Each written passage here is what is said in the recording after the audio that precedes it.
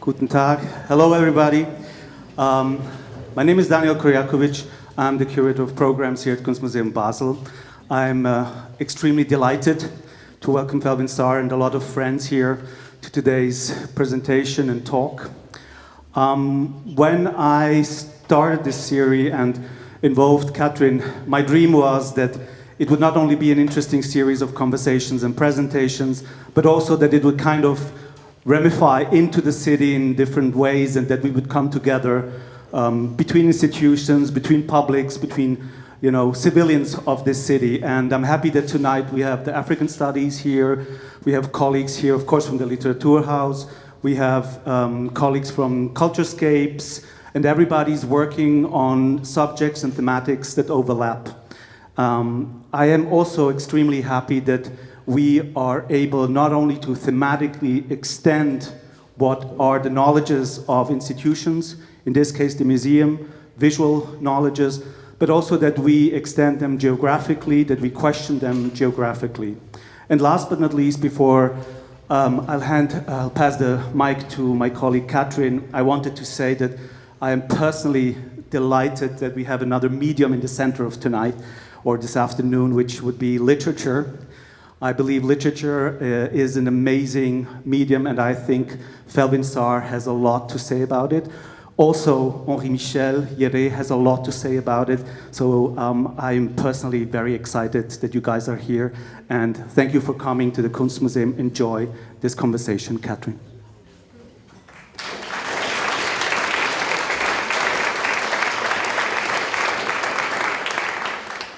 Hello, good evening, good afternoon. Not good evening, good afternoon. I'm also very happy to be here and to welcoming Felwine Sarr. It's a great honor and a great pleasure. Felwine Sarr is, as you know, an author, a musician, he's a scientist, and he has influenced in many ways the current debates that are going on post-colonialism, on restitution, and on the way we see Africa and on the future of Africa and how that could look.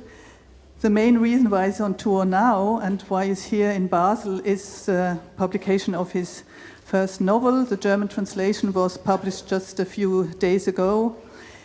The book is about two brothers from Senegal who live very different lives. The one leaves his country to study abroad, the other one stayed there and lives a quite traditional life.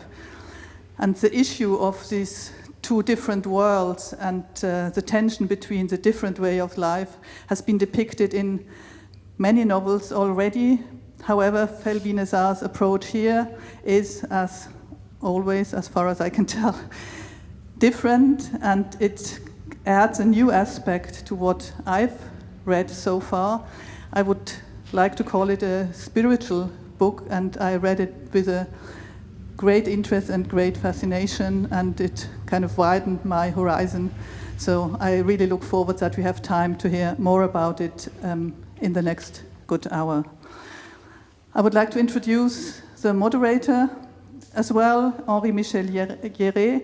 He's an historian and works and teaches at the Center for African Studies here in Basel. He's an author himself and published several collections of poems. The most recent one will be presented at the Literaturhaus on the 13th of June, so make sure you don't miss it. It will be interesting, I'm sure. And then I would like to welcome Elmira Bahrami. She's the actor who's going to read from the German translation. The German translation is by Doris Heinemann, and Elmira is member of the ensemble here at the Theater Basel. So the book was written in French. The conversation will be in English and the reading will be from the German translation. So we are very multilingual today, and at the end of the event you are very welcome to ask questions. So you can ask them either in French or in German or in English, and Felwine Sarr will be happy to answer them.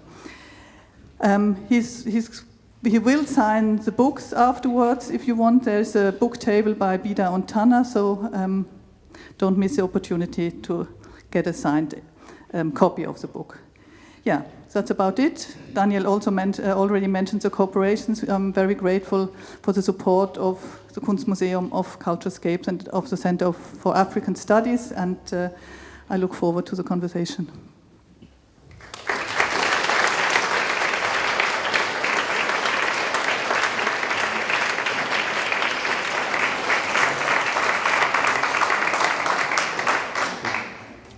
Jardin. Jardin. Bon, très bien. Mieux.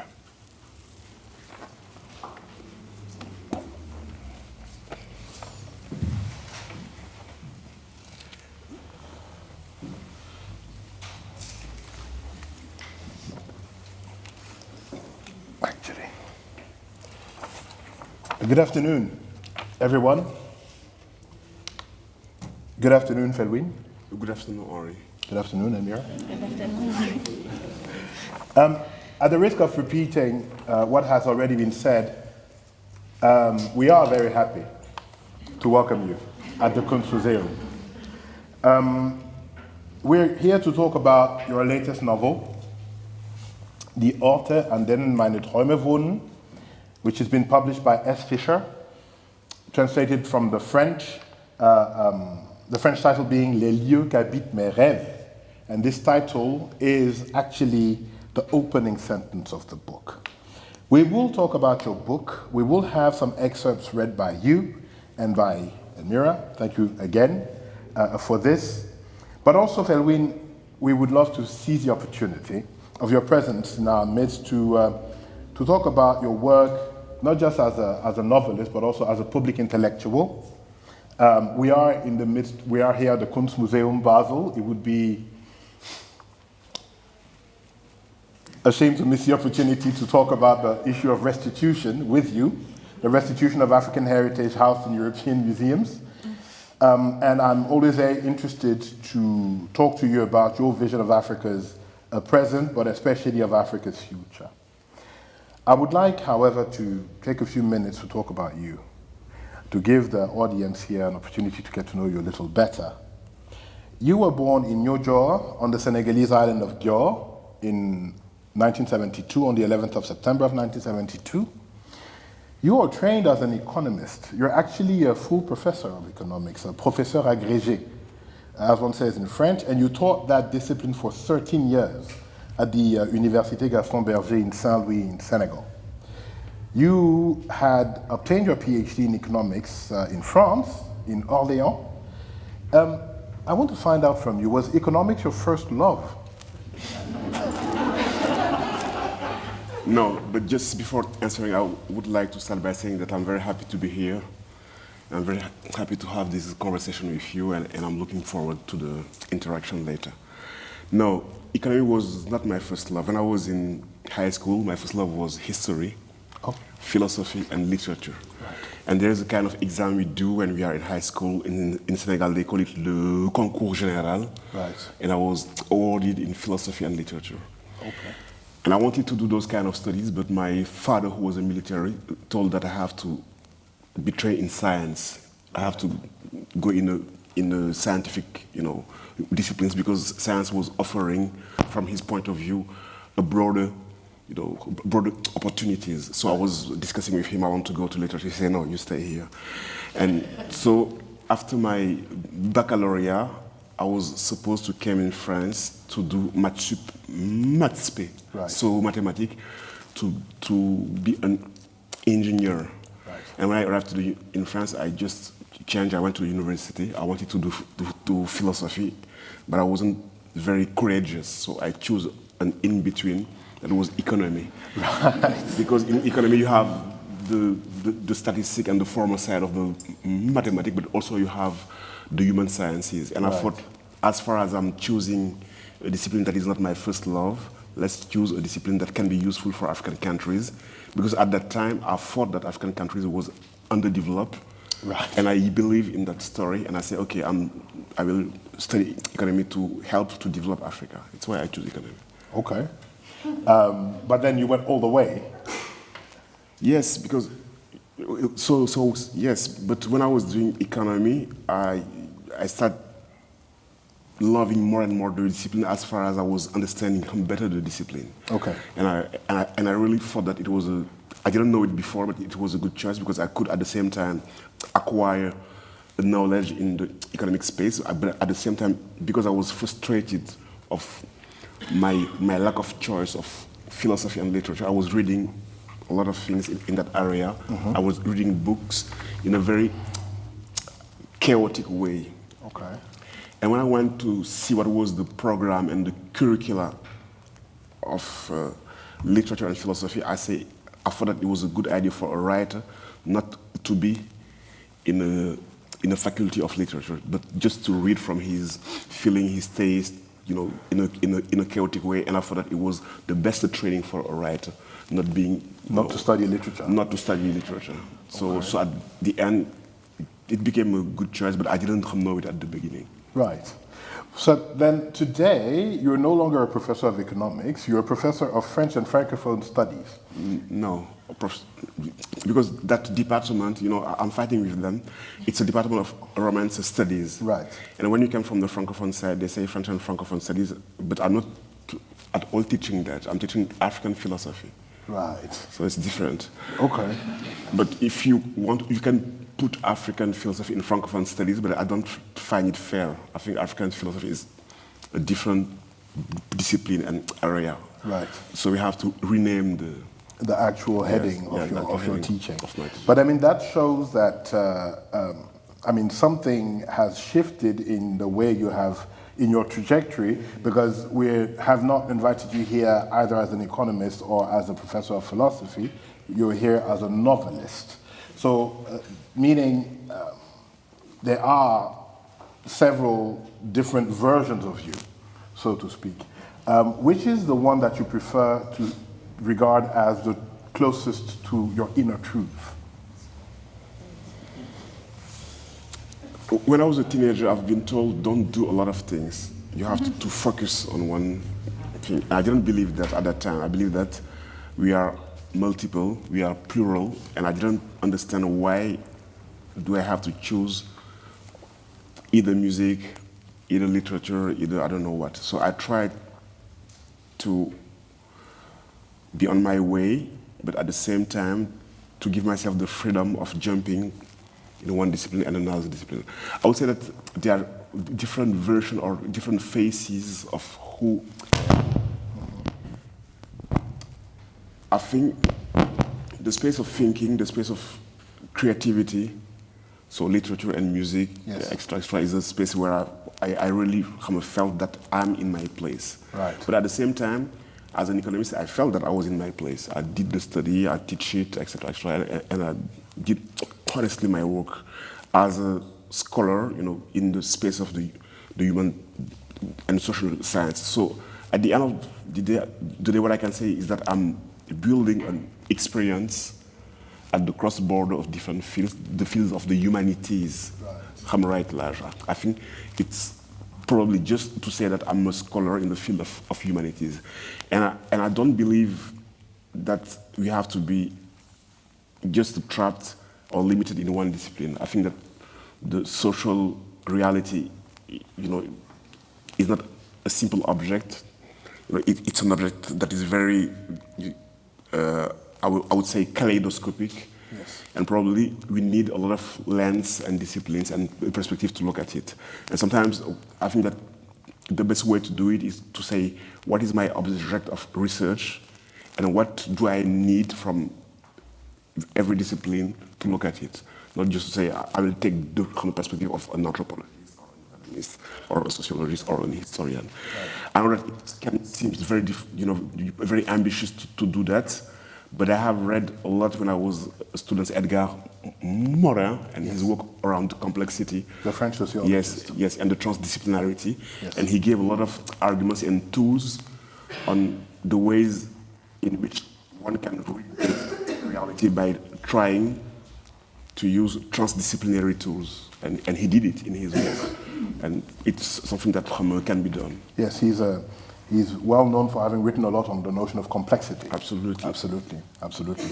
Well, that which you've just described is reflected in the number of essays and books that you've published, because you've published in several different styles. Your first book, Dahij, Très bien. is a book that is between a novel and between a book of short stories. It's difficult to actually know what it is. One knows it's simply a beautiful literary object. Came out in 2009. Then you wrote a book of aphorism called African Meditations 3 years later. And after that, probably your best-known book came out, which is an essay, Afrotopia, which we're going to talk a little bit about in 2015. And then came the famous report with Bénédicte Savoy, the Restitution of African Cultural Heritage in 2018, a report that was written at the behest of French President Emmanuel Macron. But it's also interesting to bring into the perspective that you are also a publisher yourself. And I think it's quite remarkable to know that you've co-published The Most Secret Memory of Men, which is a Goncourt-winning novel of your fellow countryman Mohamed Mbougar Sarr, who was actually here in Basel 3 weeks ago.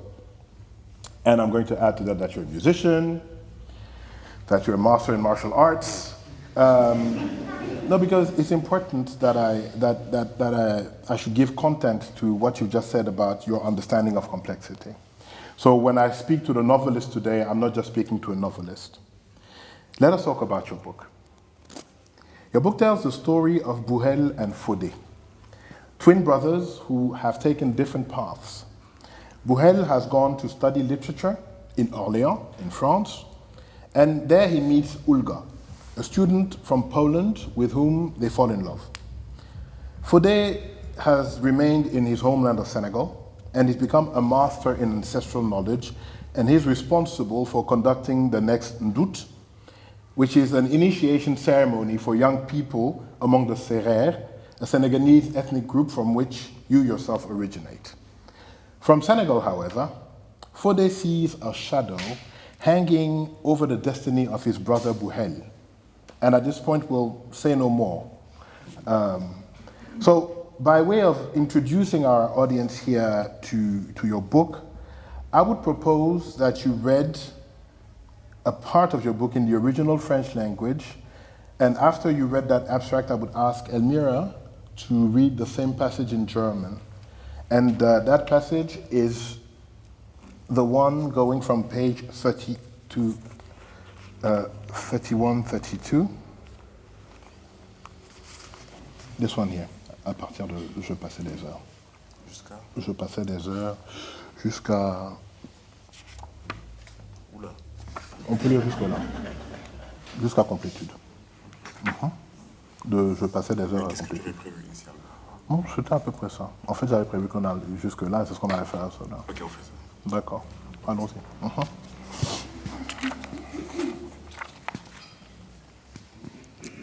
Je passais des heures dans cette véranda, in angulo, un livre posé sur les genoux.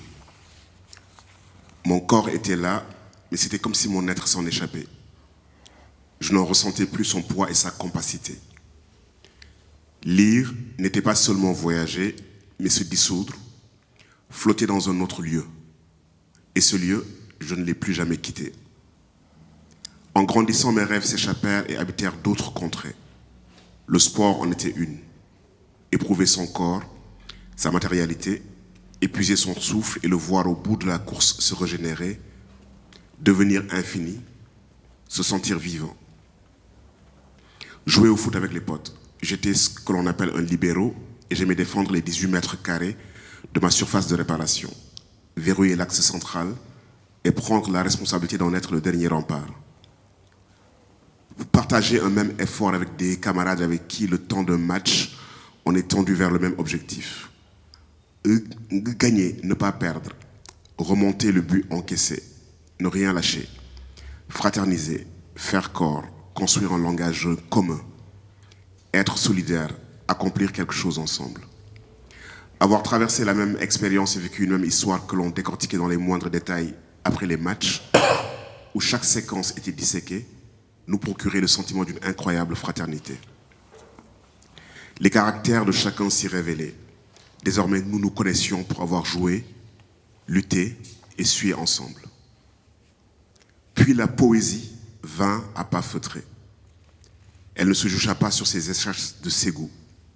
Elle me prit par surprise, un peu comme par traîtrise, et s'installa en moi. Je ne la vis pas arriver. La beauté cognait rageusement contre les parois de mon être. Elle voulait y pénétrer avec son cortège d'éclairs et de douleurs. J'écrivais mes premiers poèmes. Ils étaient d'amour, de beauté, de peine et d'espérance. Une âme effeuillée par le souffle des vents, sensible aux êtres et aux choses, écorchée par le fracas du monde, conservant l'aube qui monte dans ses nervures. Pendant longtemps, j'habitais l'une des faces de la lune, le tremblement devant la beauté, l'aspiration à l'harmonie. Mais avec ce désir d'absolu qui se traduisait ainsi, je restais malgré moi au seuil de la poésie. Je ne souhaitais qu'une partie de la réalité, qu'un fragment du monde, celui qui m'offrait paix, repos et lisse beauté. Je n'étais pas encore guéri d'un idéalisme romantique qui souvent affecte l'adolescence et parfois même l'âge adulte. Je n'étais qu'à moitié initié. L'autre face de la lune m'attendait, la conversion poétique, elle était à accomplir dans sa plénitude.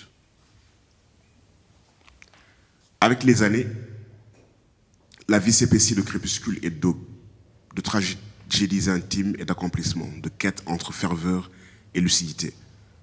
Je compris finalement qu'habiter poétiquement la vie, c'était d'abord séjourner dans sa dureté, sa tragédie, son absurdité, sa nuit profonde et ses abîmes.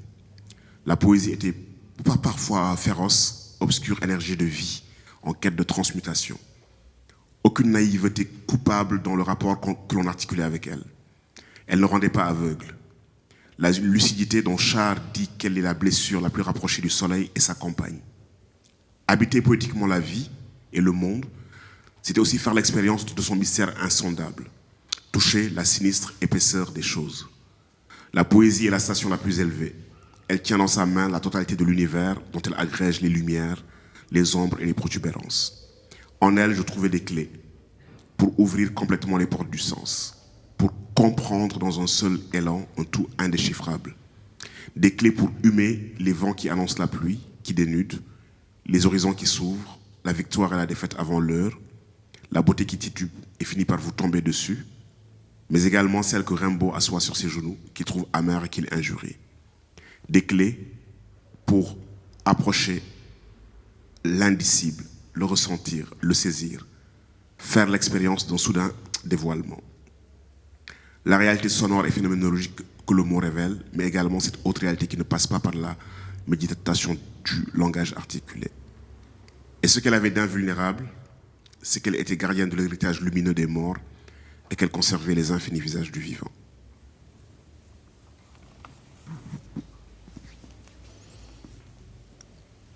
Ich verbrachte Stunden auf der Veranda, in Angoulême, mit einem Buch auf den Knien. Mein Körper war da, aber es war, als würde sich mein Sein aus ihm befreien.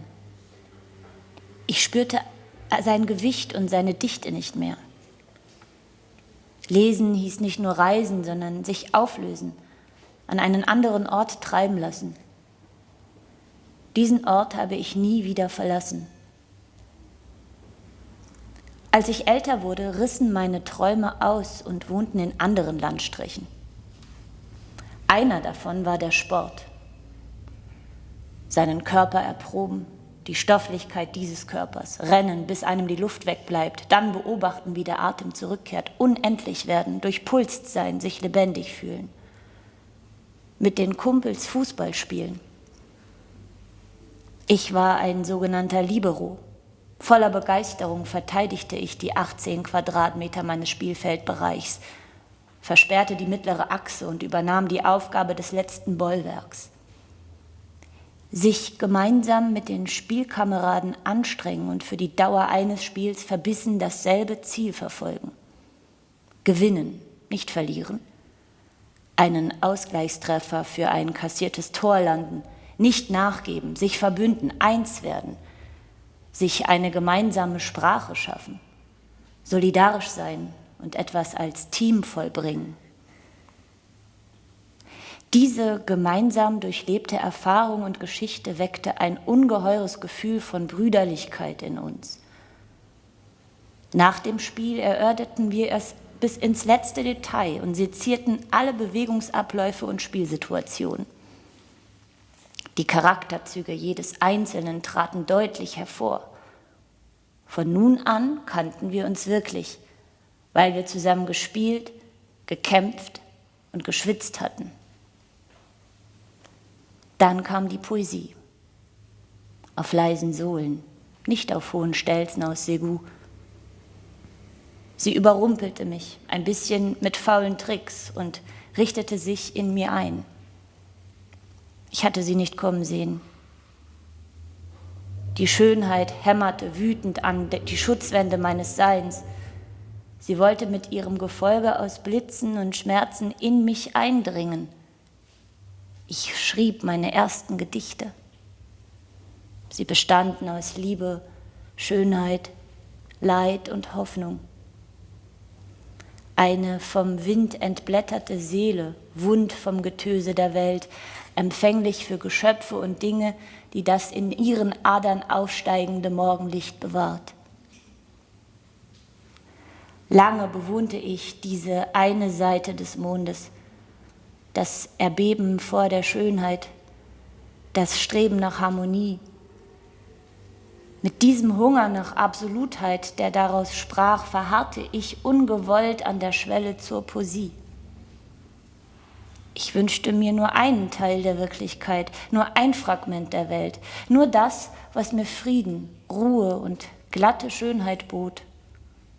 Ich war noch nicht von dem romantischen Idealismus geheilt, an dem die Jugend oft und selbst das Erwachsenenalter manchmal krankt. Ich war erst zur Hälfte eingeweiht. Die andere Seite des Mondes wartete auf mich, die poetische Bekehrung. Sie musste noch in ihrer Fülle, Gesamtheit geleistet werden. Im Laufe der Jahre sättigte sich das Leben mit Abend- und Morgendämmerungen, geheimen Tragödien, Erfüllungen, mit Heilsuchen zwischen Enthusiasmus und Klarsicht. Endlich begriff ich, poetisch im Leben wohnen heißt, vor allem in seiner Härte wohnen, in seiner Tragödie, seiner Absurdität, seiner tiefen Finsternis und seinen Abgründen. Die Poesie war manchmal grausam, dunkle, nach Verwandlung strebende Lebensenergie. In der Beziehung, an die sie band, war keine schuldhafte Naivität. Sie machte nicht blind. Die Klarsicht, von der Sarr sagt, sie sei die sonnennächste Wunde, ist ihre Gefährtin. Wer das Leben und die Welt poetisch bewohnt, macht die Erfahrung des unergründlichen Geheimnisses, berührt das Unheil undurchdringlicher Dinge. Die Poesie ist die höchste Stufe. Sie hält das gesamte Universum in ihrer Hand und lässt seine Lichter, Schatten und Wölbungen verschmelzen. In ihr fand ich den Schlüssel, um die Türen des Sinns vollständig zu öffnen, um in einer einzigen Bewegung ein unerklärliches Ganzes zu begreifen. Schlüssel, um den Geruch der Winde zu wittern, die den alles bloßlegenden Regen ankündigen, die sich öffnenden Horizonte, den Sieg und die Niederlage, bevor es soweit ist, und die Schönheit, die taumelt und einem schließlich auf den Kopf fällt. Aber auch die Rimbaud sich aufs Knie gesetzt, die er bitter empfunden und beschimpft hat. Schlüssel, um mich dem Unsagbaren zu nähern, es zu spüren und zu erfassen, um zu erleben, wie sich plötzlich etwas enthüllt. Die klingende und phänomenologische Realität, die das Wort zeigt, aber auch diese andere Realität, die nicht durch die artikulierte Sprache vermittelt wird. In einem Pferdewagen in Rufisque das Hufgeklapper auf dem Asphalt. Dieser Klang gibt dem Passanten in den Straßen der Stadt den Rhythmus vor. Ein immer gegenwärtiges Geräusch, das jetzt in meiner Erinnerung an diese Stadt wohnt. Das Aufleuchten in einem Blick, dem man flüchtig begegnet ist und den man nie wiedersehen wird. Ein unerwarteter Frieden mitten im Tumult, eine Erinnerung daran, dass die Realität immer aus mehreren Fäden gewebt ist. Ich begriff, man musste die Welt so sehen, wie sie einem begegnete, und aus freiem Entschluss die Ärmel hochkrempeln, um die ungezähmte Kraft und unendliche Kreativität dieser Welt aufzudecken. Die Poesie war kein Elfenbeinturm aus schönen Metaphern und Gefühlen. Sie war unentwegtes Aufbegehren, das sich durch keinen falschen Frieden beschwichtigen ließ. Und das Unverwundbare an ihr war, dass sie das lichtvolle Erbe der Toten und die unendlichen Gesichter des Lebendigen bewahrte.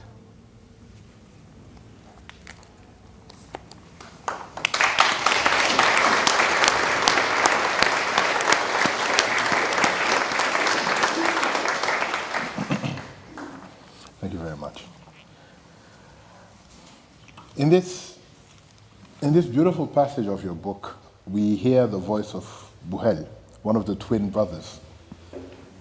But somehow we also hear the voice of the author himself, especially when he speaks of poetically inhabiting the world. I would like that you say something about that idea. What does it mean to poetically inhabit the world? I know. So the question is here, Buhel first is describing his relation with books and words, and how through his, I would say his journey, he met poetry. Right. Or poetry came to him. Right.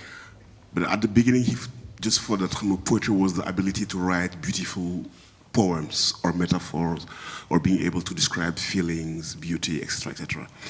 And as far as he grew and he experienced life in all his parts, the pain, the darkness, the abyss, the abysms, he understood that it was probably most a relation to reality than an activity of writing. Right.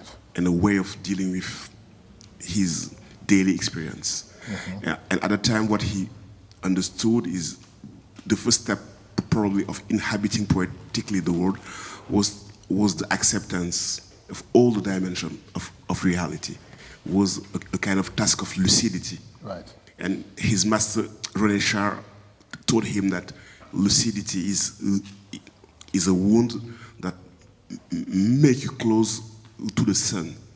So the first task of poetry is opening the eyes, but opening the eyes on the whole reality, not just the light aspect, the blue one, the beautiful one, and the dark one, just hiding yourself from the dark one.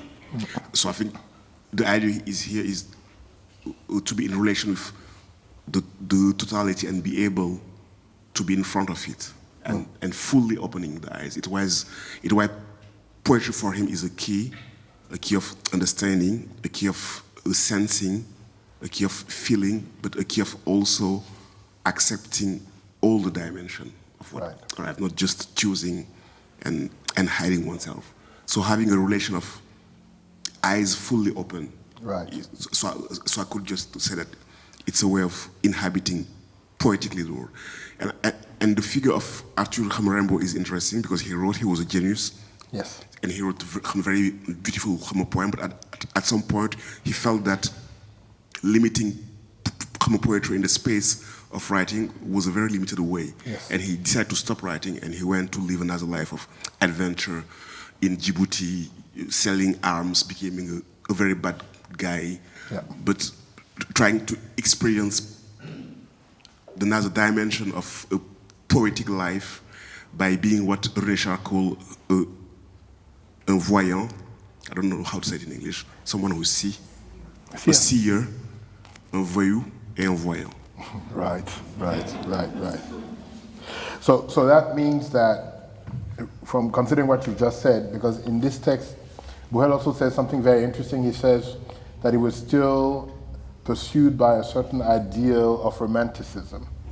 So, from what you say, he has healed from that romanticism? He left it on the side?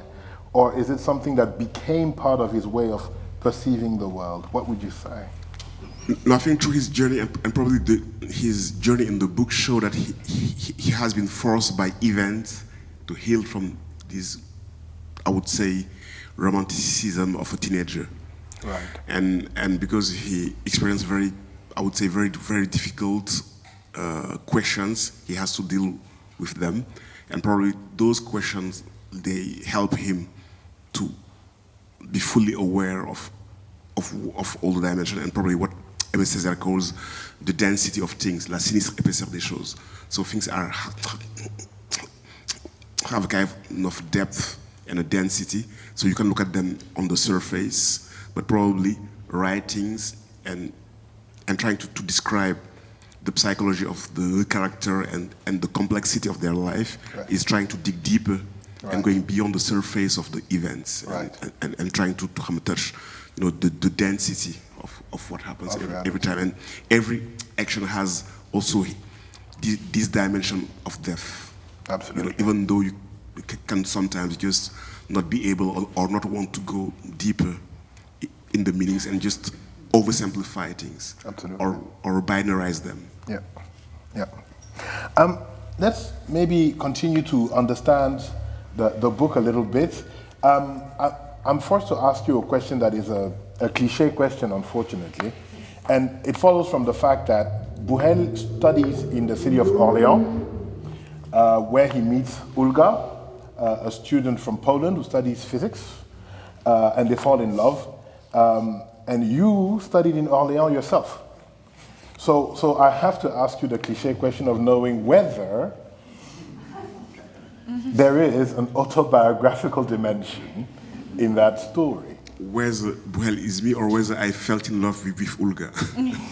You choose which part of the biography. No.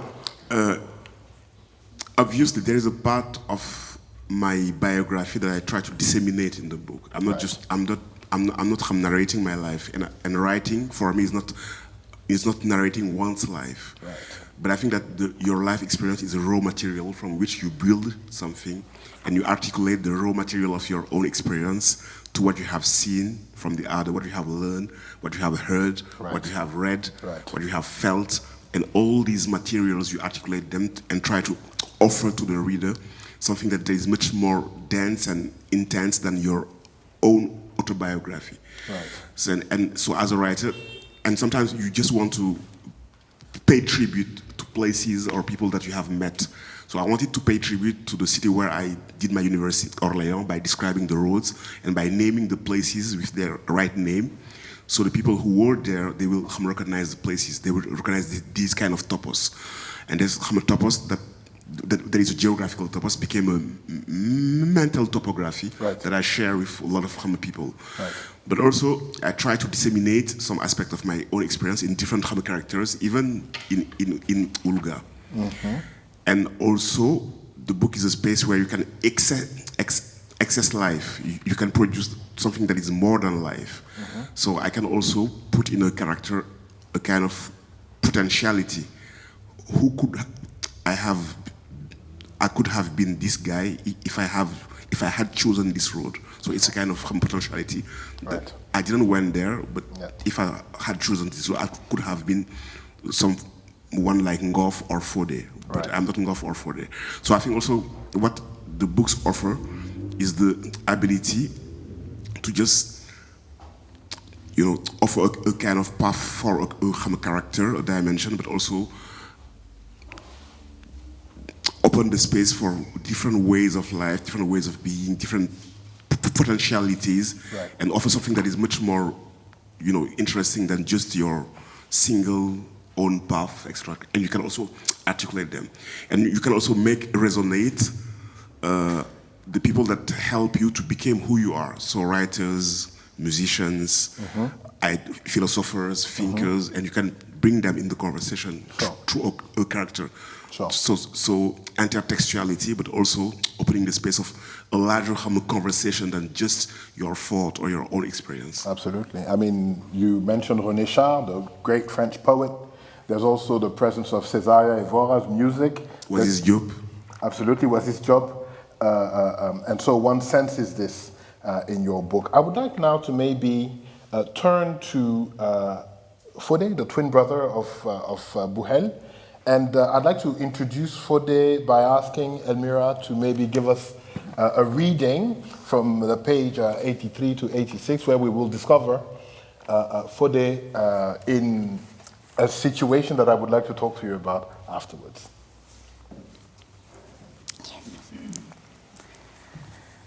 Catamague. Der 7. Tag nach Ngoffs Tod kam. Tonton Pierre hatte Fode angerufen, er solle nach Gilor kommen und mit den Ältesten über die Vorbereitungen für den Ndut sprechen.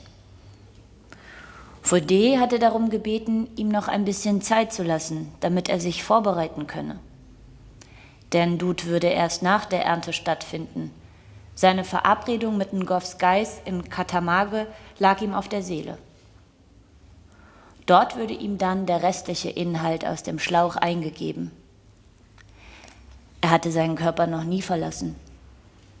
Ngoff hatte ihm den Prozess der Entkörperung gelehrt. Gewissenhaft hatte er ihm die einzelnen Etappen erklärt. Fode würde es nun zum ersten Mal probieren. Ngoff würde nicht bei ihm sein. Wenn er nun etwas falsch machte und in der Gestalt eines Windhauchs oder eines Vogels stecken blieb. Ihm war, als müsse er zum ersten Mal und auch noch ohne Rettungsring im offenen Meer schwimmen. Er würde erfahren, wie es sich anfühlt, seinen Körper zu verlassen und eine andere Gestalt anzunehmen. Es war erschreckend und ganz außergewöhnlich. Im Grunde wusste er, dass sich der Meister entfernen musste, damit sich die letzte Stufe der Lehre vollenden konnte. Wenn der Moment gekommen ist, dann geht der Kabunke-Krieger an die Front, ohne mit der Wimper zu zucken, hieß es in einem Volkslied. Fode machte sich entschlossen auf dem Weg. An diesem Tag war die Sonne früh aufgegangen. Unterwegs betrachtete Fode das Land, das er so sehr liebte. Er konzentrierte sich auf die Details. Auf die Selbstzufriedenheit des Fuhrmanns am Ortseingang von Mbour. Bei Lul-Senes auf den Gang der vom Brunnen zurückkehrenden Frauen und die von den Becken auf ihren Köpfen herabrinnenden Wassertropfen. In Gilor angekommen, nahm er eine Piroge und setzte über dem Meeresarm. Catamague war ein krautig bewachsener und von einigen Palmyra-Palmen bestandener Streifen Erde. Die Landzunge hatte sich von Simal gelöst und trieb im Wasser. Die Geräusche der Natur waren auf ihr besonders intensiv. Fode erkannte die Palmyra-Palme der Fédior. Dicht daneben war Ngoff begraben. Der Baum, zu dem er Fode bestellt hatte, stand in etwa 100 Meter Entfernung am Ufer. Die Flut bedeckte den unteren Teil des Stamms. Fode holte den an den Seiten vernähten Schlauch mit dem Pulver und auch den Schlauch mit dem Wasser aus dem Brunnen von Simal aus seiner Tasche. Ngoff hatte ihm gesagt, wie der Trank zuzubereiten war, den er zu sich nehmen musste, um seinen Körper aufzulösen. Fode suchte einen nicht zu hohen Ast aus und hängte seine Kleidung daran. Er brachte die Trankopfer in der vorgeschriebenen Reihenfolge dar, sprach das Straußengebet, schloss die Augen und schluckte die Mischung. Es war, als würde er gewaltsam vom Mast einer Piroge gerissen und von einer sehr schweren Last befreit. Sein Geist befand sich in der Krone des Baums, inmitten eines kleinen Strudels. Wo war Ngoff? Fode wartete. Auf einem Ast in der Nähe stieß ein Kolibri mit seinem Schnabel kleine Samenkörner vor sich her. Sie sahen aus wie Kerne einer ihm unbekannten Frucht. Die Körnchen fielen neben den vernähten Schlauch, den Faudet an der wasserabgewandten Seite des Stammes angelegt hatte. Plötzlich erklang Ngoffs Stimme. Nafio, okor ohe Faudet. Wie geht es dir, werter Faudet? Mihemen, okor ohe Ngoff. Naja Nif. Mir geht es gut, werter Ngoff. Wie geht es euch in Janif? Inue Najam, Jigjak fa Nima fae ue simnam. Wir sind im Frieden mit uns. Jigjak und Nima fae lassen dich grüßen. Faudet, die Kerne, die der Kolibri mit dem Schnabel hinunterstößt, musst du sehr sorgsam aufbewahren. Willst du den Körper eines Tschul, nachdem er gestorben ist oder ihr ihn aus guten Gründen getötet habt, bis zur Zeremonie der Rückkehr aus dem Dud am Leben erhalten, so legst du 2 dieser Samenkörner mit einem Büschel Haare und einem Lengé oben auf die Krone einer Palmyra-Palme oder eines Feigenbaums. Die Körner stammen von einem heiligen Baum, den die Vorfahren am Niltal gepflanzt haben. Er trägt nur alle 7 Jahre Früchte und das am Ende der ersten Regenzeit. Nur ein weiser Jaal Choch darf sie ernten und die Kerne herauslösen. Die Ältesten bewahren sie seit dem Exil im Westen, seit Nubien, seit Dual Xaniens Zug nach Osten, seit Kumbi Saleh, seit dem reichen Yani, seit Tekrur auf. Alle 7 Jahre erneuern sie die Samenkörner. Vergiss nicht, den Ionir, unser Symbol für das Universum, in den Boden zu ritzen, um die neu Beschnittenen zu beschützen. Ich werde es nicht vergessen. Okoro Hingof, Rok Afian Gang. Ngoffs Stimme verstummte. Faudet fühlte sich einen kurzen Augenblick lang allein. Doch dann merkte er, dass Ngoff noch da war. Er spürte seine Anwesenheit. Ngoff war noch nicht nach Janif zurückgekehrt. Sicher wollte er darüber wachen, dass Faudet heil in seinen Körper zurückkehre.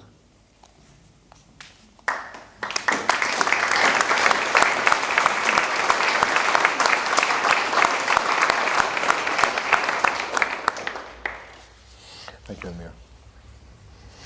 So, Felwine, in this passage, Faudet leaves his body.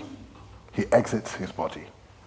And he meets Ngoff, who was his master, who had recently passed away, to receive the final teachings from Ngoff, who comes from the afterlife to speak to him. Now, you describe a situation that might seem fantastic. I mean, to some readers, unbelievable in very normal terms. Why do you talk about it in such an unspectacular way? Because I wanted to make it very normal and natural, because it's a knowledge those guys they have, it's knowledge they had, knowledge that went beyond the classical laws of the physics that some African spiritual mind have, and they keep it in an esoteric space.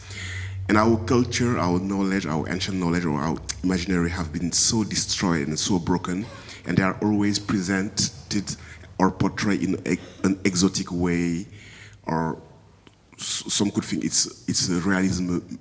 Magic is not reality. Yes. And I just wanted to bring this kind of heritage in a very simple way. So by describing it, what happens very simply, Faudet and Ngoff are in a relation of transmission, but the final teaching must be transmitted after the death of Ngoff. And Ngoff has to come back as a spirit, and Faudet has to be able to leave his body to become a wind or a spirit, and in that state of spirit, be able to receive the final knowledge on the top of the tree. Right. And you have to go through this experience. So the experience of transcending the limits of the body or transcending the limit of the space and time are knowledge than African they have, really. And the idea is to present those cosmology in a very respectful way, not trying to argue it's true, you see the proof, no proof, and just present it in a very simple way in the book, not exaggerating, but just describing what was the process and bringing it simply.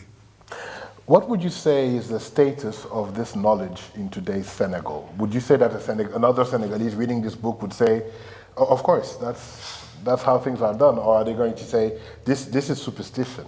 No, you have people that are skeptical. It's normal because they believe that the only knowledge is science. You have a lot of people in African societies, they know that they have different orders of knowledge. Right. So they went to the hospital, they deal with science, but when they have very deep issues, they know that their African knowledge is also available, and they went there and they navigate between the different space of orders of knowledge. You have young Africans who are trained in the Western academy and who are alienate, and they think that all the knowledge that came from Africa is superstitions. Right. And because they are so impressed by the technology and the achievements of the so-called modern knowledge that they don't respect the knowledge that they have, because they don't see the showcasing of this knowledge in technical items and in a space where this knowledge organizes the societies. Right. And although if you have a symbolical order, even though your symbolical order is powerful, if you don't have an economical power, you can't support your symbolical discourse. So those symbolical discourse are hidden between the discourse of the defeat, of the lack of Africans. So young Africans, they have a hard time to respect this order. But if you put it in a movie like Wakanda, so because there is technology, they are able to get it in. I see what you mean. So it's just the question of how I would say an economic order is able to support a symbolical order. I see. So if we're going to look at your book from a narrative perspective, you embody the story in the interactions between two twin brothers. Twin brothers, I mean, is almost a mythological structure in literature. Or brothers at all. Cain and Abel, Romulus and Remus. Examples are countless of brothers that end up actually confronting each other most of the time. What I observe in reading your book is that Fode and Buhel do not confront one another. They actually stand together, even though they live in different spaces. Almost, you could even say in different times, time zones. Was there something that you were trying to say by asserting that love, really, between these two brothers? Absolutely. It's really a choice. I would say, a philosophical choice to portray brothers that were not in conflict, that love each other, that were experiencing a true brotherhood. Because what you have already said is that the mythical figure of the brotherhood are not true love or true brotherhood. The first mythical in the Western culture, I would say, is in the Bible. Right. In the Genesis, so you have Cain who kills Abel because of jealousy, and you have a lot of mythical couple that are not very friendly, or there is no sorority or brotherhood. Joseph and his brothers. Joseph and his brothers, they throw him in a well, they sold him to the Egyptian, etc., etc. You have Rachel and Leah, they don't love each other. And the book is also about love. So you have the classical love between Olga and Buhel, but you have also the love between Buhel and Fode. You have the love between the Master Ngoff and Fode and Frère Tim and Buhel. And Buhel also. And I read a sentence of a writer that I love very much, that he's now dead, Christian Bobin. And in one of his books, he said, not so much have been written around, not love, but around generosity, beauty, or bonté. I don't know what is the right word. Yes, not a lot has been written around goodness, so there is a work for the writers.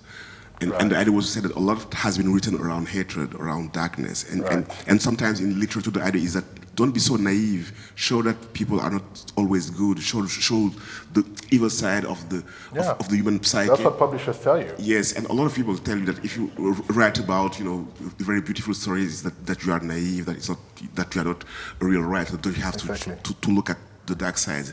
And Christian Bouman say, very little has been written around goodness, so there is a space here, and and he said there's a future for literature. It means that we have a lot to write also to show this part also, and to probably find a right balance in how we portray the totality of humans, faces and figures.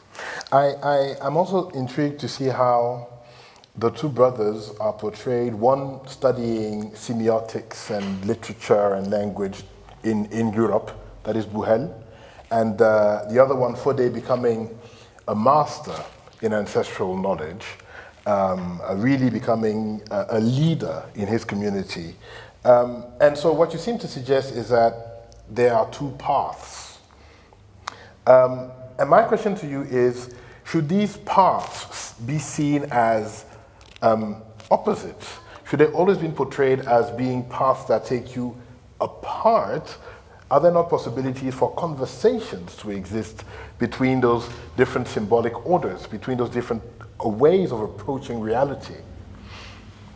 Yes, at the end when Bouhel is in trouble and Fode is rescuing him with his own knowledge, I try to set here a stage for a conversation and show that this part or these cosmologies are able to be in dialogue. Right. But also I wanted to reflect on different questions through the fiction. One of the questions was the question of identity, alterity. They came from the same places, but they chose different roads.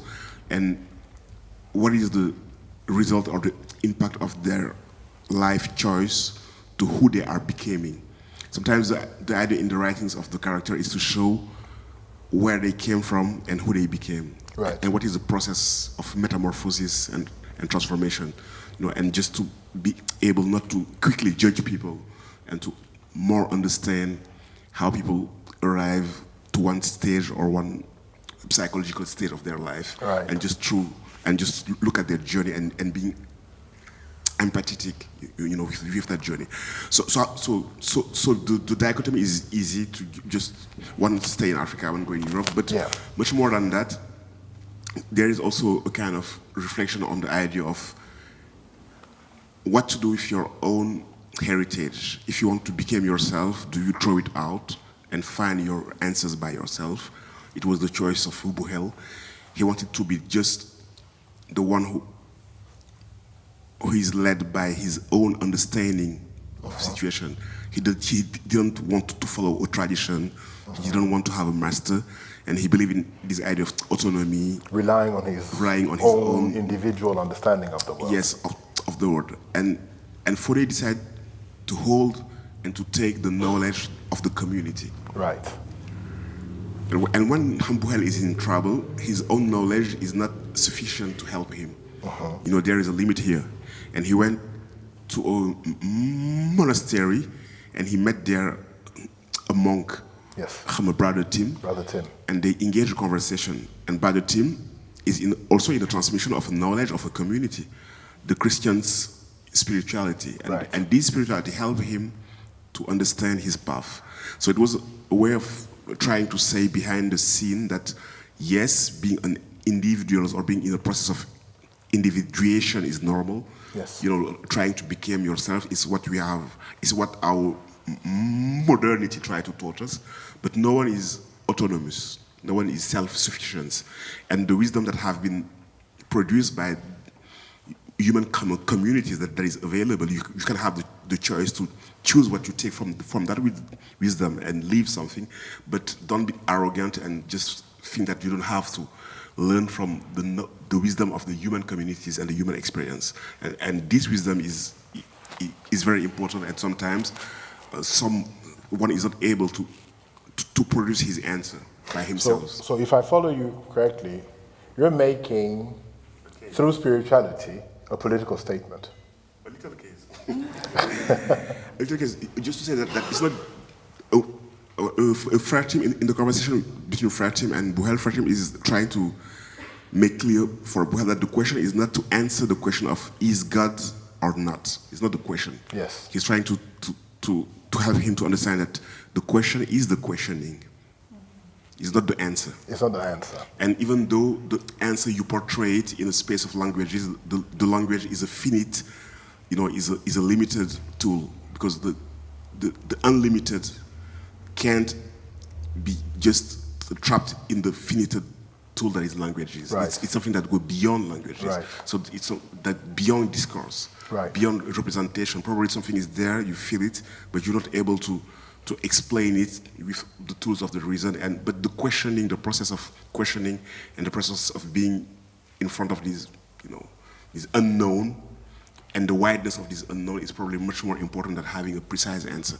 And even though the answer is trapped in how the question is brought, right, the terms of the question, they trap the possibility of the answer. And also he teach him to learn through silence, through listening, and beyond the words.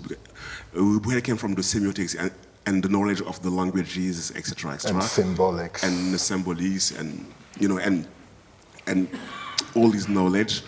And Brother Tim teach him the ability to understand by meditating, by silence, by leaving the question here, and by being able to listen what is beyond the words, but what don't speak and don't talk, but signify. Right. So the signification, they are beyond the speeches and the discourses and just the limited tool of languages.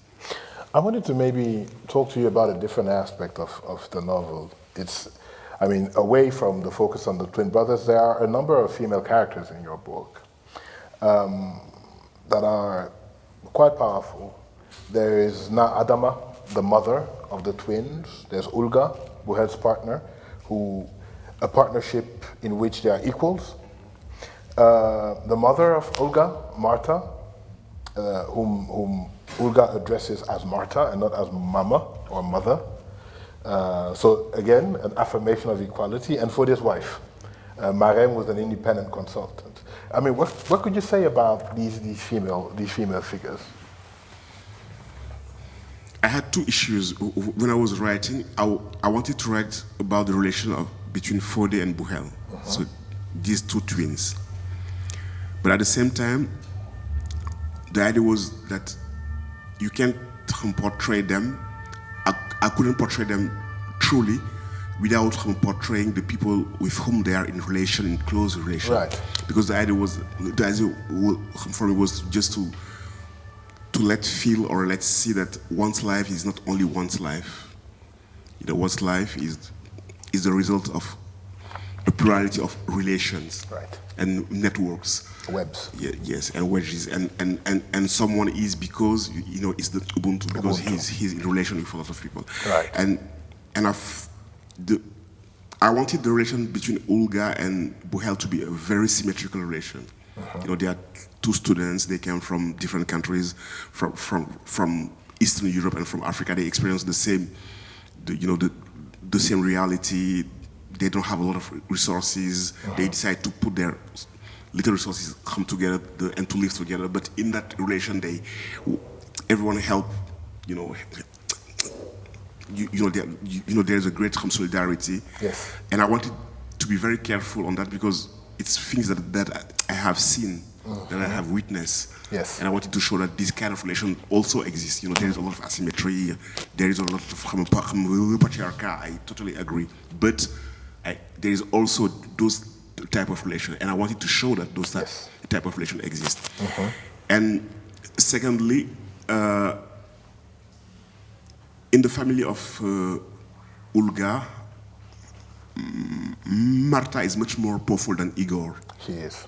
Than the father. Than the father. Her husband. And it's the reality. And when they are experiencing this drama, she's the one who helped Igor not totally collapse. Not to collapse, yes. Really, because he was on the just on the edge of collapsing. I have already seen that, in my life experience. So I also wanted to just reveal it or portray it in the space of knowledge. Right. The figure of Nat Adama also, I have already experienced those kind of figure. Yes. And it was a way for me also to reveal this type of reality. Right. I'm looking at the time, and I'm seeing that the time is going fast. So I wanted to maybe take our conversation in a new direction, and maybe talk to you a little bit about some of the work that you may have done in another area, which is the discussion of the restitution of African heritage, as we are fittingly sitting in a museum. I thought of asking you maybe one or two questions about it.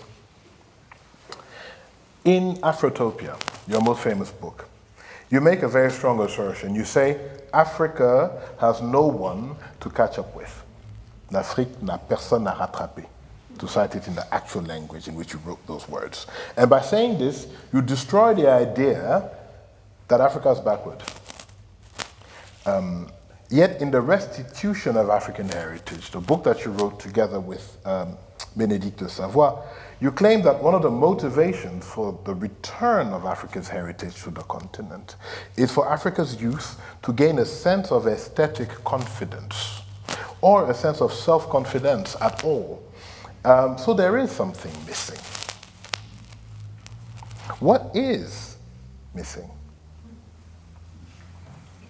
Yes. In Afrotopia, the end of the sentence is that Africa don't have to catch up, but Africa have to fully realize his urgency is to fully realize its own potentiality. Right. So in the idea of realizing its own potentiality, the African continent needs all his knowledge, Yes. his patrimony, Yes. his history, his memory, etc., to be able to realize that full potentiality. Right.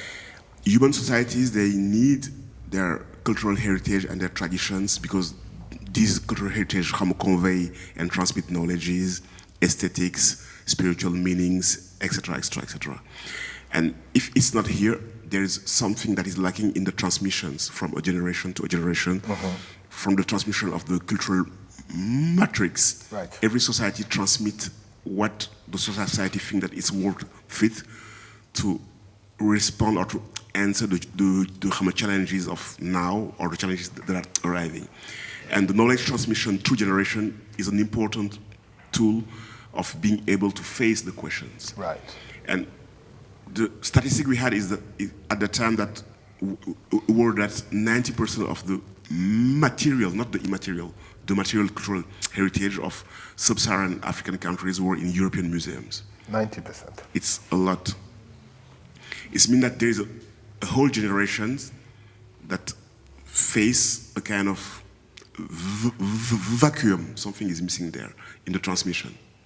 Something is missing in the transmission. I saw a film of French Algerian artist named Kader Adja, The Missing Limbs, when he showed that someone who loses his hand still continue to feel the pains on his fingers, and he don't have fingers. Right.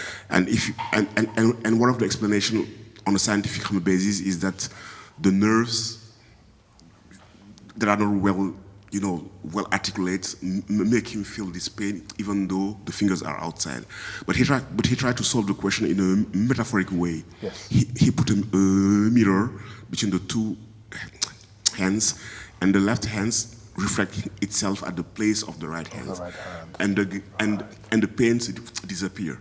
So what was missing when this loss was metaphorically replaced, the pain disappeared. It's the same if you think through the cultural heritage.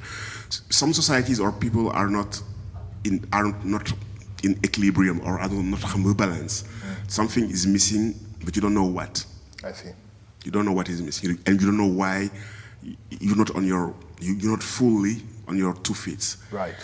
And when those artifacts are brought, it's a metaphoric or a symbolic healing Yes. at their place.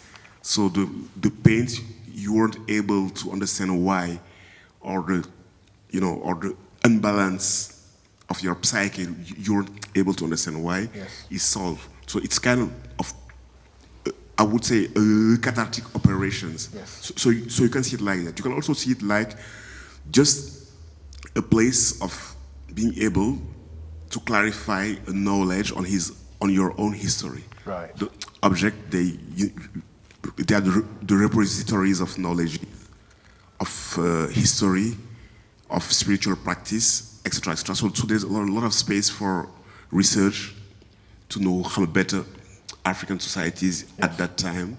For artists, it's very important to be able to be in front of aesthetic forms of ancient traditions, and we knew all the role that African artifacts played in the avant-garde in Europe, flamenco, Picasso, etc., etc.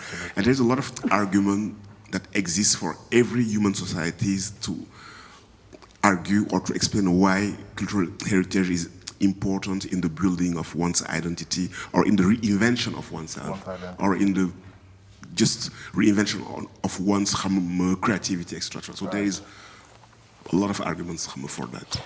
Felwine, why do you think that the report that you wrote with Bénédicte Savoy was met with such a global response? What was the determining element that made that this report, I mean, the quality of the writing, obviously, but what is it about it, knowing that this is not a new question, what is it about it that when it came out in 2018 that made it such a decisive moment in the conversation around heritage? Because this isn't just a conversation about Africa. This is a conversation that touches every museum in the world which houses heritage from cultures that have been once dominated through colonialism.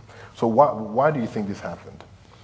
I think probably one or two reasons. The first one is that we didn't write just a technical report. We could have written a technical report based on technical aspect and trying to give a technical answer. Yes. We try to argue or to ground the answer on a historical perspective, and we try also to figure out or to reflect on what the restitution was, what was the plural meanings of restitution, not just giving back. Yes. But what does it mean on an epistemological side, restitutions, and what were the questions? And probably there was a narrative, a dominant narrative that has been able to naturalize the presence of African objects in ethnographic collection that we have destroyed, because they've said, oh, look, there's some stolen object, but most of them we have bought them or we have saved them, from the fire. We have saved them, extraction, and we did research, and the research showed that total of the object arrived between 1885 and 1960 during the colonial time. Right. And some of them came through military expeditions, so they were looted through violence. Some of them came through what they call scientific missions, Mission Dakar Djibouti. But when we look at carefully those scientific missions, the gesture of captation were also violent. Lies, intimidation, robbery. If you read L'Afrique Fantôme of Michel Léris, he described precisely how they took the object. So even though you use the word scientific to make it beautiful, it was a very dirty gesture of captation. And we try to show that the gesture of captation were diverse. There were diversity, but all these gestures were caught in an asymmetric power relation. Even though when the kings were giving the object, they were not free kings. They were under domination. So it was a way of giving a tribute to the dominant king of Europe. Even though when they were buying objects, we look at the prices and we compare them to the prices of the market at that time. The prices were 10 times lower than the normal prices. So I think that historical argument was important to show the link between the gesture of economic extraction of colonialism and the gesture of aesthetic extractions. It was the same logic. It was not just, they didn't took object just by that, they knew what they were doing, they argue it, they had, they had an ideology to do it, and probably I think that make the difference. And probably some societies were already ready to have this conversation. I think the conversation was there, and people were already ready to reflect and to discuss about that question. Yes. Sometimes a proposition arrive at the good time, is that people are ready because they have already thought on it, they have already read a lot of question, and there is a social debate that is already here that prepare people to be able to have such a conversation. And there is a part you never know why. Also, you never know why. So. Ultimately. Something I noticed in this wonderful discussion was how you were brought to reflect on what you wrote. And I kept wondering if these are things you thought about when you were writing, or things that came to your mind because of the questions Henri was asking. And my question then is, if you were to write this book again, let me make it more complicated. Would you change anything? Do we want to take some questions before we answer? Okay. Mm-hmm.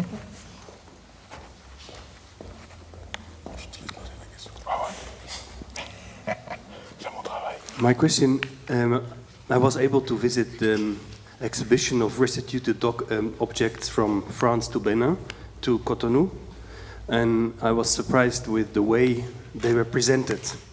They have been gone from the Republic of Benin for Dahomey for 120 or approximately years, and they were brought back with the scenography from a French scenographer, very sterile, behind glass, mirroring. And my question is actually, can there be something done that they get the purpose which they must have had when 120 years, like 4 or 5 generations, are being cut out of actually transporting those other forms of knowledges? Maybe one more question. There's a hand here.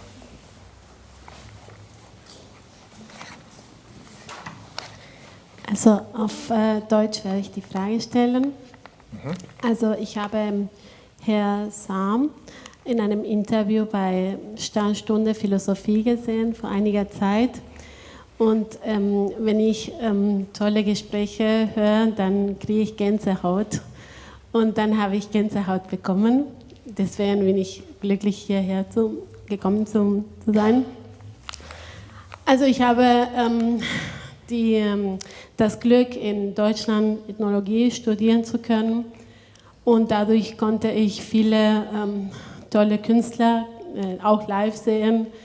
Abdullah Ibrahim, Cesaria Évora, Angelique Kidjo, Orchestra Baobab und vor nicht so langer Zeit hier in Basel Femikuti. Und ich finde, es ist ein Reichtum, es ist ein unglaubliches Reichtum in Afrika vorhanden. Ich komme selbst aus Argentinien, Südamerika, und ich würde mir wünschen, vielleicht, dass es eine engere Zusammenarbeit zwischen Künstlern, Intellektuellen aus beiden Kontinenten zustande kommen könnte. Sie meinen Lateinamerika? Lateinamerika und ja. Okay, danke schön. Dankeschön, merci. Dankeschön. Okay. Par quelle question voudrais-tu commencer? Après tu me traduis ça. D'accord, ok. So Elisio, in my own process of writing, when I start a novel, I have some intentions, but not all the intention. I begin by a strong intention, telling a story of a true brotherhood, and also anchoring one brother in an African space, in a traditional space, and putting another brother in a space of a global space, a European space. So I have this idea. And when I start writing and reflecting day after day, what is very interesting in the process is that the process reveals you what is already there that you don't know always. But you start from somewhere that is clear in your space of consciousness. And through the writings, what is in the space of the unconscious just knock on the door and open spaces. And for the writer, it's very interesting to be in a process of self-discovery. I am understanding what I've already known, but I didn't know that I know that. Or I didn't know that I was feeling that. And I didn't know that this idea had made his journey through my experience and is knocking on the door. And it's what I like in the process. It's why I don't have a full architecture. I just start by something strong that helped me to start the writings. Even though sometimes I have my idea, and as the ideas arrive, the first movement is to resist and to try to write what I had decided. And at some point, I decide to listen what is arriving and what was unexpected. And I have learned now to listen what is arriving, and what's arrived not in a very chaotic way. And if you have your plan, you don't want chaos because you have decided one chapter this guy, the second I'm going to talk about that. You're a scholar, so you want to have your plan extra. And what I've learned to do is to listen to the chaos and to let it arrive. And after that, when the chaos arrives, when all these ideas, in the second time, I try to articulate all that.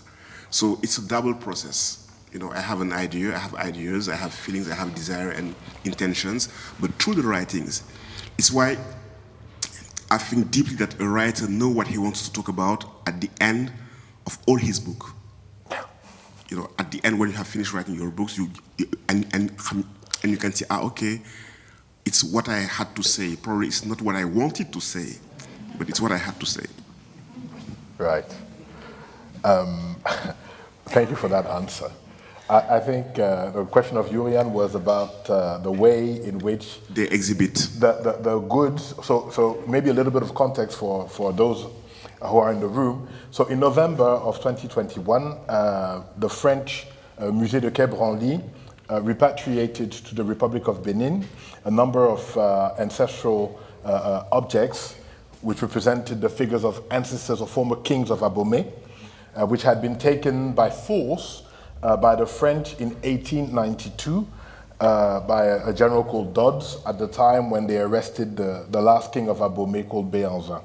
So as these goods came back to Benin, which is today a republic, a former French colony, what Yoyan was referring to was a way they were being exhibited in Benin itself, looking quite like they were in a museum, the same way they were being shown more or less in Paris.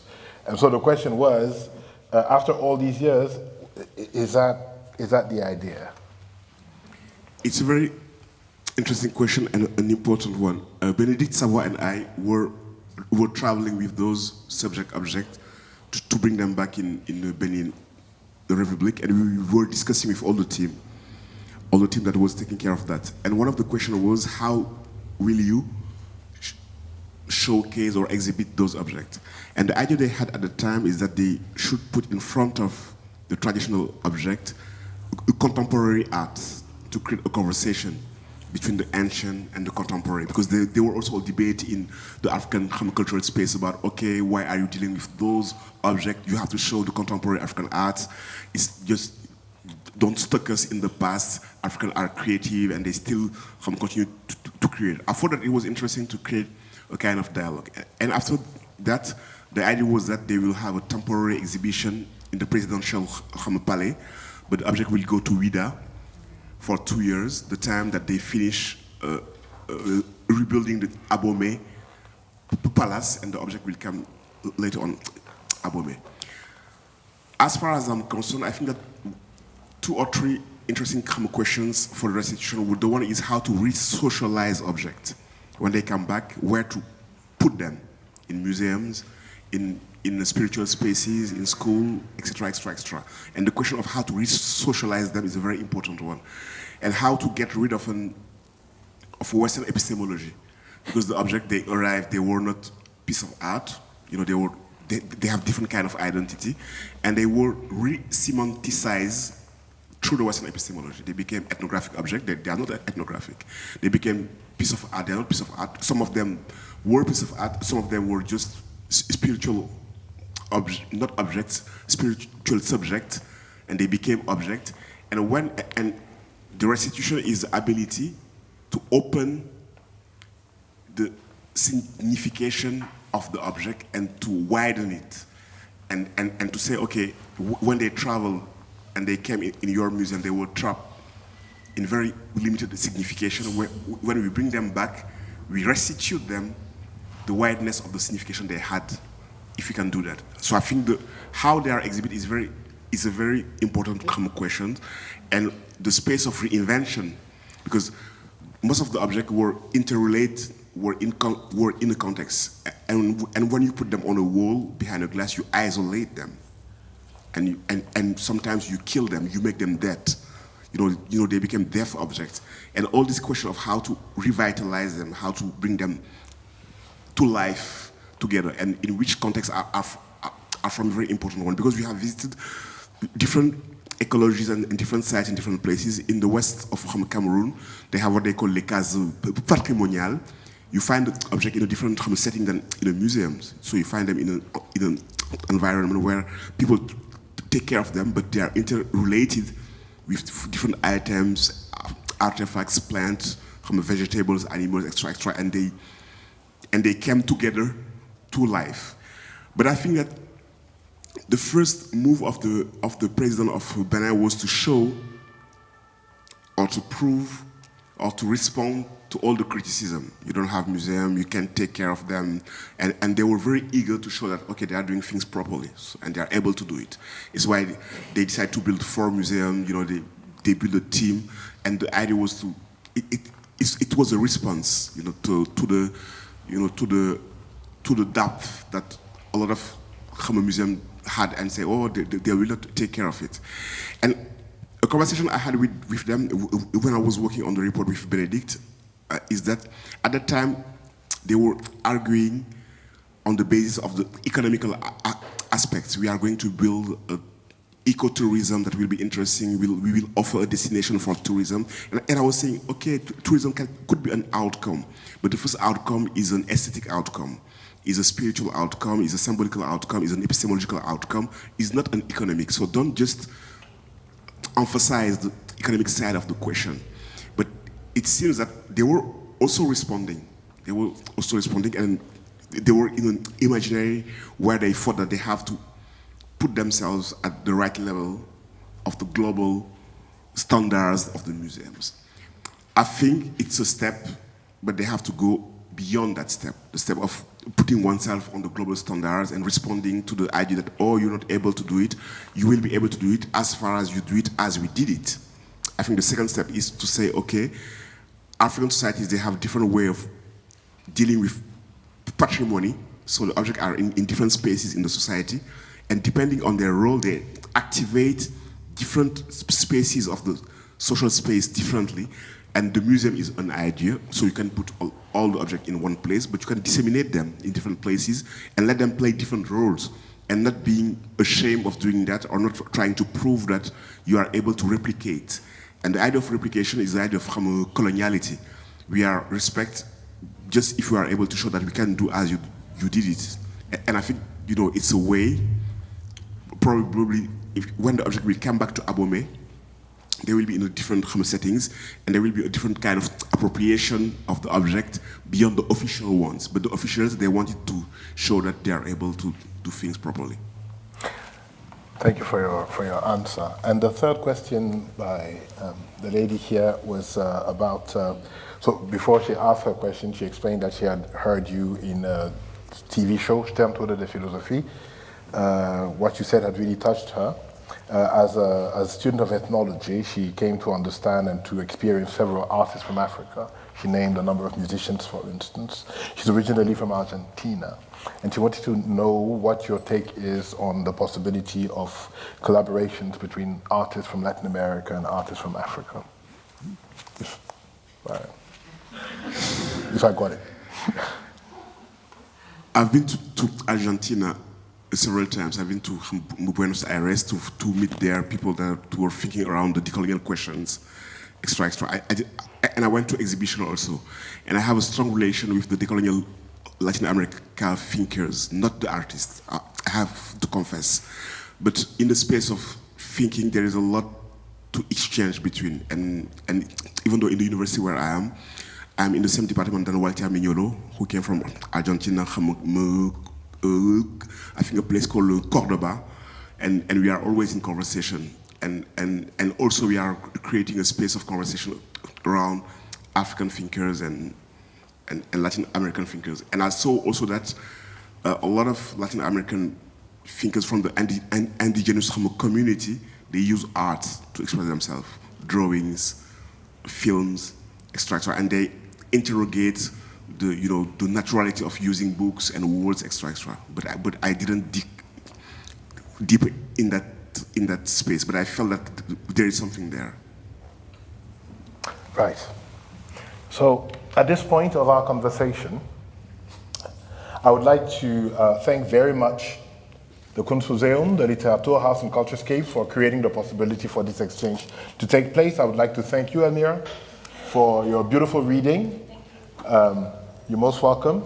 And I would really like to thank you, Felwine, for accepting to come here and to share with us your perspectives on your latest book and on the questions that you have worked on and that have gotten us all to think and to move in our thinking. And I'd like to remind our audience that you will be signing some books right away after this conversation. And I would like to invite the audience to applaud.